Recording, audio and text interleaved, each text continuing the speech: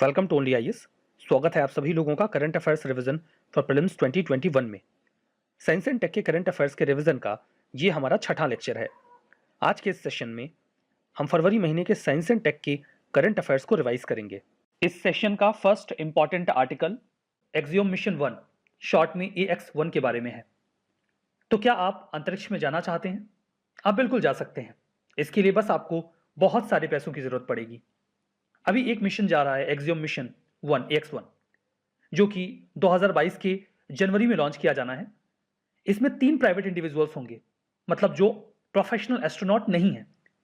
एक Israeli fighter pilot, एक American technology entrepreneur और एक कैनेडियन इन्वेस्टर। ये इस क्रू का पार्ट होंगे जो अंतरिक्ष में जाएंगे। 8 डे स्टे होगा इंटरनेशनल स्पेस स्टेशन में इन लोगों का। ये पूरी तरीके से प्राइवेटली ऑर्बिटल स्पेस मिशन होगा। ये 8 दिन की जो विजिट है इसे Houston based space flight firm axiom ये ऑर्गेनाइज कर रहा है। ये कंपनी है, प्राइवेट कंपनी है जो इसे ऑर्गेनाइज कर रही है। एक्सियोम कंपनी ने इस फ्लाइट को अरेंज करने के लिए एक कमर्शियल एग्रीमेंट भी किया है नासा के साथ। अब देखिए, ऐसा पहली बार नहीं है कि कोई सिविलियन इंटरनेशनल स्पेस स्टेशन में घूमने के लिए जा रहा है। 2001 के बाद से ही जो रशिया है वो अपने यहाँ के या दुनिया भर के जो वेल्दी बिजनेसमैन हैं उनको इंटरनेशनल स्पेस स्टेशन पर ले जाता रहा है। 2019 तक नासा की यह पॉलिसी थी कि हम ऑर्डिनरी सिटीजन्स को नहीं लेकर जाएंगे अमेरिकन सॉइल से एटलीस्ट ISS में, यानी कि इंटरनेशनल स्पेस स्टेशन में। लेकिन 2019 में उन्होंने अपना ये अप्रोच चेंज कर दिया। उनका ये मानना है कि इससे जो कमर्शियल स्पेस इंडस्ट्री है उसकी ग्रोथ होगी। स्टारडस्ट 1.0 के बारे में है।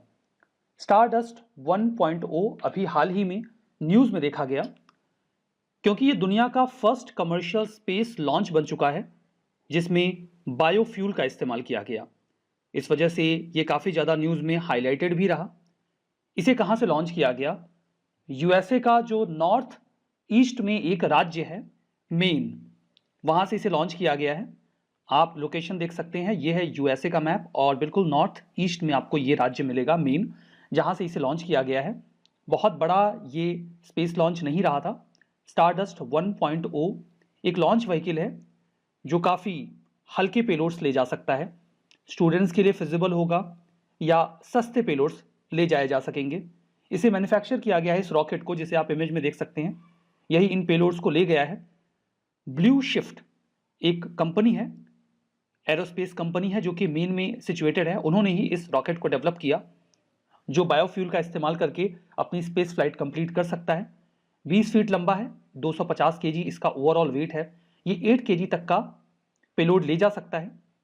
देखिए, ये 3 पेलोड अभी हाल ही में लेकर गया है, जिसमें एक क्यूब सेट प्रोटोटाइप था जिसे हाई स्कूल के स्टूडेंट्स ने बनाया था, एक मेटल अलॉय था और एक और क्यूब सेट था जो कि सॉफ्टवेयर कंपनी की तरह बनाया गया था। तो इन तीनों को ये लेकर गया। ऐसे मिशन इंपॉर्टेंट क्यों होते हैं? ऐसे मिशन इंपॉर्टेंट इसलिए हैं बिकॉज अगर ऐसे कई सारी कमर्शियल स्पेस कंपनीज स्पेस के फील्ड में आ रही हैं तो सस्ते और आसानी से पेलोड्स को ले जाना आसान होगा। आने वाले समय में लोग भी स्पेस में जा सकेंगे। स्पेस को कॉस्ट इफेक्टिव बनाने के पर्पज से एकेडमिक रिसर्च के लिए, कॉर्पोरेट टेक्नोलॉजी के लिए या फिर जो कई सारी कंपनीज हैं, एंटरप्रेन्योरशिप है, उसके लिए ये काफ़ी बेहतर साबित हो सकता है आने वाले भविष्य में।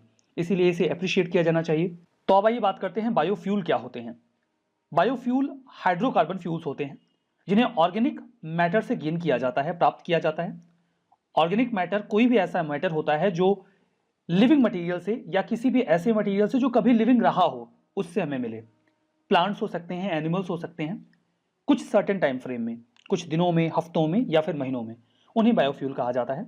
ये तीनों टाइप्स के हो सकते हैं, सॉलिड भी हो सकते हैं, लिक्विड भी हो सकते हैं, गैसेस भी हो सकते हैं।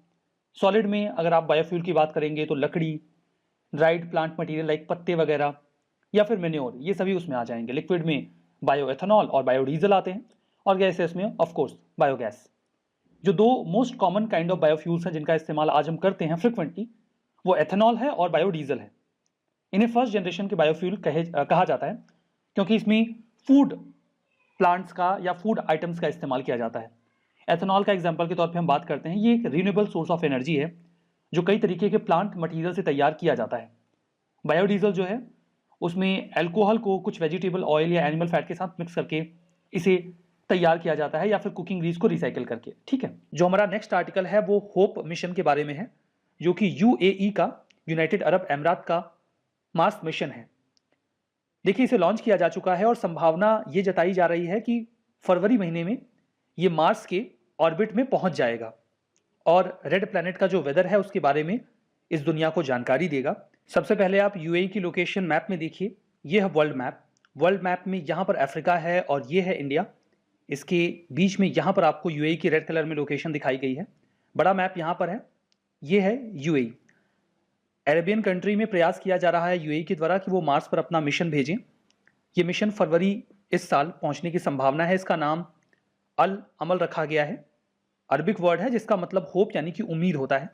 ये मार्स ऑर्बिटर स्पेसक्राफ्ट है जो कि मार्स के एटमॉस्फेयर की जानकारी इकट्ठा करेगा और अरब वर्ल्ड में, मतलब जो भी कंट्रीज हैं, वहां से पहली बार ऐसा कोई इंटर प्लेनेटरी मिशन भेजा गया है। होप ऑर्बिटर जो है, इसकी पूरी लाइफ साइकिल एक मार्शियन ईयर की होगी, मतलब अर्थ पे जो 2 साल होते हैं लगभग उतनी। 3 इंपॉर्टेंट ऑब्जेक्टिव्स होंगे, जो क्लाइमेट डायनेमिक्स हैं मार्स के, उनके बारे में जानकारी इकट्ठा करना, वेदर मैप करना, ग्लोबल वेदर मैप वहां का इकट्ठा करना और लोअर एटमॉस्फेयर की स्टडी करना। ये तो पहला ऑब्जेक्टिव होगा। दूसरा ये कि हाइड्रोजन और ऑक्सीजन मार्स पर टिकता क्यों नहीं है, बाहर क्यों निकल जाता है वहां के एटमॉस्फेयर से, तो लोअर और अपर एटमॉस्फेयर में क्या लिंक्स हैं इस बात की जानकारी इकट्ठा करना। हाइड्रोजन की प्रेजेंस क्यों वेरी करती है और क्यों जो मार्स है वो अपनी गैसेस को लूज कर देता है, इसके बारे में जानकारी इकट्ठा करना। मिशन इसलिए सिग्निफिकेंट है क्योंकि ऐसी मान्यता है कि मार्स पे कभी जीवन रहा होगा। फ्लोइंग वाटर के निशान मिलते हैं, ऑर्गेनिक मटेरियल भी मिलता है। ऐसा लगता है कि कभी हो सकता है पास्ट में मार्स पर जीवन रहा हो। तो अगर इस बारे में हमें जानकारी मिलती है तो अर्थ का भविष्य भी मार्स पर देखा जा सकता है। हमारा नेक्स्ट आर्टिकल तियानवेन 1 के बारे में है, जो कि चाइना का मार्स मिशन है। चाइना का तियानवेन 1 प्रोब सक्सेसफुली मार्स के ऑर्बिट में एंटर कर चुका है, अर्थ से एक बहुत लंबी जर्नी तय करने के बाद। ये चाइना का फर्स्ट मार्स प्रोब होगा जिसका नाम तियानवेन 1 रखा गया है। इसमें एक ऑर्बिटर है, एक लैंडर और एक रोवर है। ऑर्बिटर मार्स के चारों ओर चक्कर लगाएगा, लैंडर रोवर को लेकर नीचे जाएगा और रोवर वहां पर एक्सप्लोरेशन करेगा। इसे पिछले साल 5 मार्च को लॉन्च किया गया था। लैंडिंग साइट देखिए, यूटोपिया प्लानिशिया एक लोकेशन है मार्स के नदर्न लैटिट्यूड में, एक प्लेन है। यहीं पर नासा ने 1970s में वाइकिंग 2 मिशन लैंड करवाया था, तो वहीं पर ये भी लैंड करवाने वाले हैं। अगर ये मिशन सक्सेसफुल होता है तो चाइना दुनिया का तीसरा ऐसा देश बन जाएगा जिसने मार्स पे लैंडिंग करी, यूएसएसआर और यूएस के बाद। 5 ऑब्जेक्टिव्स हैं कोर। यहाँ पर देखिए, पहला तो ये है कि मार्स की जियोलॉजिकल मैपिंग करनी है। मार्शियन सॉइल की जो कैरेक्टरिस्टिक्स है उनको स्टडी करना है। ये भी देखना है कि क्या वहाँ पर वाटर आइस डिपॉजिट हैं क्या। तीसरा ये है कि सरफेस मटेरियल कंपोजिशन को जांचना है। चौथा, मार्शियन एटमॉस्फेयर को इन्वेस्टिगेट करना है, क्लाइमेट वगैरह की जानकारी इकट्ठा करनी है। और पांचवा, वहाँ पर इलेक्ट्रोमैग्नेटिक फील्ड कैसा है, ग्रेविटेशनल फील्ड कैसा है, उसकी भी जानकारी इकट्ठा करना इसकी जिम्मेदारी है या इसका ऑब्जेक्टिव है। 1976 में पहला case democratic Republic of Congo में इबोला नदी के किनारे पर एक गांव में मिला था और इबोला नदी के नाम पर ही इसका नाम इबोला वायरस रखा गया। ये बहुत सरप्राइजिंग है कि कोई भी जो कोरोना वायरस है इसका नाम चाइनीज वायरस बोल देता है तो चाइना को बहुत आपत्ति हो जाती है, जबकि इसके पहले कई सारे ऐसी बीमारियां हैं जिनका नाम कंट्रीज या लोकेशंस के नाम पर रखा गया है। देखिए, इबोला को पहले इबोला हेमोरेजिक फीवर कहा जाता था, जो काफ़ी सीवियर था। ये कई बार एनिमल से इंसानों में और इंसानों से इंसानों में भी ट्रांसमिट होता है। ये इसे बहुत ज़्यादा खतरनाक बना देता है। इसमें जो फर्टिलिटी है, मृत्यु दर है, वो 50% के आसपास है और रीजन टू रीजन ये 25% से 90% तक वैरी करती है। रोकने का तरीका बिल्कुल सिंपल है, जैसा आपने कोविड-19 में देखा था। कम्युनिटी इंगेजमेंट होना चाहिए, हम जो लिंकेजेस हैं कॉन्टैक्ट ट्रेसिंग करें, लेबोरेटरी सर्विसेज अच्छी दें और सोशल मोबिलाइजेशन को कंट्रोल करके, सर्विलांस करके इसे कंट्रोल कर सकते हैं। अगर ट्रीटमेंट की बात करें तो इसका कोई लाइसेंस्ड ट्रीटमेंट तो है नहीं, लेकिन सपोर्टिव केयर देके, जैसे कि रिहाइड्रेशन करके या जो भी सिम्टम्स हैं उसके मुताबिक ट्रीटमेंट देकर, इम्यून सिस्टम को डेवलप करके हम इसे थोड़ा बहुत काउंटर कर सकते हैं। एक एक्सपेरिमेंटल वैक्सीन है जो इन प्रोसेस है। 2015 में इसका मेजर ट्रायल किया गया था, इसका नाम RVSV ज़ेबोव है। तो अभी तक तो ये काफ़ी हद तक कारगर दिख रही है। 2018-19 में जब डेमोक्रेटिक रिपब्लिक ऑफ कॉन्गो में इबोला आउटब्रेक हुआ तो इस वैक्सीन का इस्तेमाल किया गया था। इवन प्रेग्नेंट और ब्रेस्ट फीडिंग वुमेन को भी ये दिया गया था, लेकिन लोगों को थोड़ा ट्रस्ट नहीं हो पाता है किसी नई वैक्सीन पर। At the same time militias वहाँ पर अटैक अक्सर करते रहते हैं, तो जो हेल्थ वर्कर्स हैं वो पूरी लोकेशन पर पहुँचकर इसे स्प्रेड कर नहीं पाए इस वैक्सीन को, इसीलिए थोड़ा सा मुश्किल हो जाता है। ये सारी बातें इबोला के बारे में। हमारा नेक्स्ट आर्टिकल जियो स्पेशियल डेटा के बारे में है। सबसे पहले तो मतलब समझिए, जियो का मतलब होता है अर्थ और स्पेटियल का मतलब होता है something that is specific to location, कुछ ऐसा जिसमें लोकेशन इन्वॉल्व हो। तो अर्थ की किसी लोकेशन के बारे में जब बात की जा रही हो तो उसे जियोस्पेटियल कहा जा सकता है या जियोस्पेशियल कहा जा सकता है। मतलब अर्थ की किसी लोकेशन के बारे में जो इंफॉर्मेशन होगी उसे आप जियोस्पेटियल डेटा बोल सकते हैं। अगर आप इसका मतलब समझ गए हैं तो मुद्दे की बात करते हैं। Ministry of science and tech ने अभी हाल ही में कुछ नई गाइडलाइंस जारी की हैं जियोस्पेटियल सेक्टर जो इंडिया का है उसके लिए। इसमें कुछ डीरेगुलेशन लाया गया है, मतलब इस सेक्टर को लिबरलाइज किया गया है ताकि ये थोड़ा कॉम्पिटेटिव हो सके। थोड़ा और आसान भाषा में समझते हैं। देखिए, जो जियोस्पेटियल डेटा होता है उसकी आवश्यकता कई सारी इंडस्ट्रीज को पड़ती है। लाइक अगर स्विगी वाला आपके घर पर खाना पहुंचाना चाहता है तो उसे इस बात की जरूरत पड़ेगी कि आपका घर है कहां पर। अगर आप ओला या उबर से कार मंगा रहे हैं कहीं जाने के लिए तो आपकी लोकेशन अगर उसे पता नहीं होगी तो वो पहुंचेगा कैसे। तो कुल मिला के उन्हें जियो स्पेशियल डेटा चाहिए जिसकी मदद से वो आपकी लोकेशन ट्रेस कर सके। लेकिन ये डेटा इतनी आसानी से किसी को मिलता नहीं है क्योंकि इसका मिसयूज हो सकता है। अगर बाहर की एजेंसीज जो दूसरे देश हैं, सपोज करिए पाकिस्तान या वहां के जो टेरर ग्रुप्स हैं, वो इंडिया की हर लोकेशन के बारे में अच्छी जानकारी रखते हैं तो इंडिया की इंटरनल सिक्योरिटी खतरे में आएगी। इसी वजह से अभी तक जियोस्पेटियल सेक्टर का जो डेटा है वो काफी सेंसिटिव माना जाता रहा है और इसकी जो एक्सेस होती है वो या तो गवर्नमेंट या फिर गवर्नमेंट एंटिटीज को ही होती है। लेकिन चूंकि कई सारी इंडस्ट्रीज इस डेटा की डिमांड करती हैं तो अभी इस पूरे सेक्टर को लिबरलाइज किया गया है, लेकिन केवल इंडियन कंपनीज के लिए, फॉरेन कंपनीज के लिए नहीं। जियोस्पेटियल डेटा या जियोस्पेशियल डेटा वो डेटा होता है जो किसी ऑब्जेक्ट, इवेंट या फिनोमेना के बारे में हो जिसमें लोकेशन इन्वॉल्व हो। लोकेशन इन्वॉल्व हो ये मुद्दा जरूरी है अर्थ की सरफेस के ऊपर, तभी तो जियो बनेगा। ये लोकेशन स्टैटिक हो सकती है कुछ समय के लिए, जैसे अगर कार मूव कर रही है तो उसकी लोकेशन भी आपको जियो स्पेशियल डेटा के फॉर्म में ही मिलेगी। वो कार एक जगह पर है थोड़े समय के लिए, फिर दूसरी जगह पर चली जाएगी। कहीं पर अर्थक्वेक आया तो कहां पर आया, कौन सा ऐसा एरिया है जहां पर बच्चों में माल न्यूट्रिशन ज्यादा है, व्हीकल्स का मूवमेंट, पेडिस्ट्रियन, रोड्स वगैरह, या इन्फेक्शियस डिसीज का एरिया कौन सा है, ये सारे डेटा जो हैं वो जियो स्पेशियल डेटा के फॉर्म में कलेक्ट किए जाते हैं। जियो special data location information involve करता है अपने में। कौन सी लोकेशन है, क्या कैरेक्टरिस्टिक है उस लोकेशन के, मतलब वहां पे कौन सा ऑब्जेक्ट है, लाइक कार है, कोई पहाड़ है, या फिर कोई बिल्डिंग है, इवेंट या फेनोमेना कुछ वहां पर घटित हुआ है, लाइक अर्थक्वेक आया, सुनामी आई, क्या हुआ। कुछ टेम्पोरल इंफॉर्मेशन होती हैं, मतलब कुछ समय के लिए उस लोकेशन की जो इंफॉर्मेशन है उसे गैदर किया जाता है, या वो इंफॉर्मेशन केवल कुछ समय के लिए रिलेवेंट होती है। Geo special data public interest की इंफॉर्मेशन रखता है, like roads, localities, rail lines, water bodies, public amenities, इनकी इंफॉर्मेशन भी जियो स्पेशियल डेटा के फॉर्म में गैदर की जाती है। पिछले डिकेड में इस डेटा की डिमांड काफी बढ़ी है, लाइक स्विगी, जोमेटो, ओला, उबर, अमेजॉन, इन सभी लोगों को ऐसे डेटा की जरूरत पड़ती है ताकि ये अपना कंज्यूमर बेस बढ़ा सके। अभी नई गाइडलाइंस के मुताबिक जो इंडिया की कंपनीज होंगी वो फ्रीली ऐसे डेटास का इस्तेमाल कर पाएंगी। ऐसे डेटा को कलेक्ट करना, जनरेट करना, प्रिपेयर करना, स्टोर, पब्लिश और अपडेट करने की छूट उनको दे दी जाएगी। वो टेरेस्ट्रियल, यहाँ पर देखिए लेकिन कुछ रिस्ट्रिक्शंस हैं। रिस्ट्रिक्शन का मतलब ये है कि जो टेरेस्ट्रियल मैपिंग और सर्वे है ये केवल इंडियन एंटिटीज ही कर सकती हैं, चाहे वो पब्लिक हो या प्राइवेट हो। कोई फॉरेन एंटिटीज या फॉरेन कंपनीज ये काम नहीं कर सकती। ये डेटा जो है वो ओन्ड और स्टोर केवल इंडिया में ही हो सकता है, किसी दूसरे देश में नहीं। और फर्दर जो बहुत स्पेसिफिक डेटा है वो कलेक्ट नहीं किया जा सकता। 1 मीटर हॉरिजॉन्टली और 3 मीटर वर्टिकली, इतना स्पेसिफिक डेटा आप कलेक्ट नहीं कर सकते या उसे स्टोर नहीं कर सकते। इसे अभी भी रिस्ट्रिक्टेड रखा गया है। इस ईज के बाद डेफिनेटली जो इंडियन कंपनीज है उन्हें काफी ज्यादा फायदा होने वाला है। ठीक, हमारा next article digital intelligence unit के बारे में है। मिनिस्ट्री ऑफ कम्युनिकेशन ने अभी हाल ही में मन बना लिया है कि वो डिजिटल इंटेलिजेंस यूनिट को स्टैब्लिश करेंगे। देखिए, कई बार हमारे फोन पर नए नंबर से कॉल आता है और हम इस उम्मीद में उठा लेते हैं कि हो सकता है किसी महत्वपूर्ण व्यक्ति का हो।